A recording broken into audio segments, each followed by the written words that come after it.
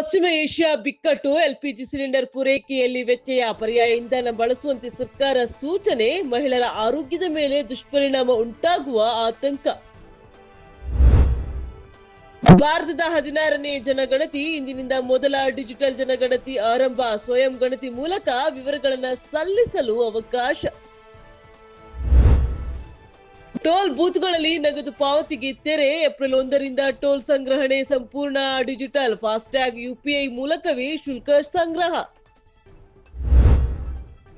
ಮಾದರಿ ನೀತಿ ಸಂಹಿತೆ ನಿಯಮಗಳ ಉಲ್ಲಂಘನೆ, ನಟ ವಿಜಯ್ ಸೇರಿ ಟಿವಿಕೆ ಪಕ್ಷದ ಕಾರ್ಯಕರ್ತರ ವಿರುದ್ಧ ಪ್ರಕರಣ ದಾಖಲು.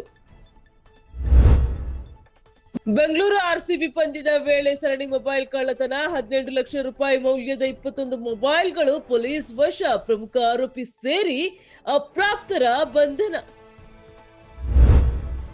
ಕೇಂದ್ರ ಸರ್ಕಾರದಿಂದ ಜನರ ಮೇಲೆ ಬೆಲೆ ಏರಿಕೆ ಯುದ್ಧ, ಟೋಲ್ ಶುಲ್ಕ, ರೈಲ್ವೆ ಟಿಕೆಟ್ ದರ ಸೇರಿ ಎಲ್ಲವೂ ಹೆಚ್ಚಳ. ಕೇಂದ್ರ ಸರ್ಕಾರದ ವಿರುದ್ಧ ಡಿಸಿಎಂ ಡಿಕೆಶಿ ಆಕ್ರೋಶ.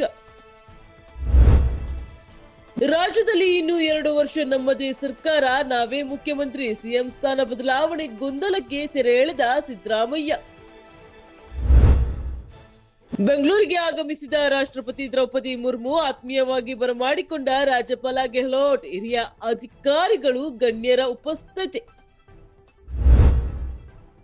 ಮಾರಣಾಂತಿಕ ದಾಳಿ ನಡೆಸಿದ ಪ್ರಕರಣ, ದೋಷಿಗಳೆಂದು ಪರಿಗಣಿಸಲ್ಪಟ್ಟ ಫಲಸ್ತೀನಿಯರಿಗೆ ಗಲ್ಲು ವಿಧಿಸುವ ಮಸೂದೆಗೆ ಇಸ್ರೇಲ್ ಸಂಸತ್ತು ಆಸ್ತು. ನೆತನ್ಯಾಹು ಸರ್ಕಾರದ ನಡೆಗೆ ವ್ಯಾಪಕ ಖಂಡನೆ.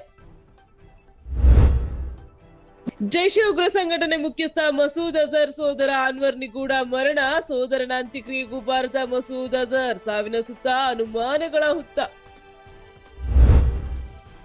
ಐಪಿಎಲ್ ಟಿ20 ಪಂದ್ಯಾವಳಿ, ಗುಜರಾತ್ ವಿರುದ್ಧ ಪಂಜಾಬ್ ಕಿಂಗ್ಸ್ ಭರ್ಜರಿ ಜಯ. ಕೂಪರ್ ಅರ್ಧ ಶತಕ, ವಿಜಯ್ ಕುಮಾರ್ಗೆ 3 ವಿಕೆಟ್.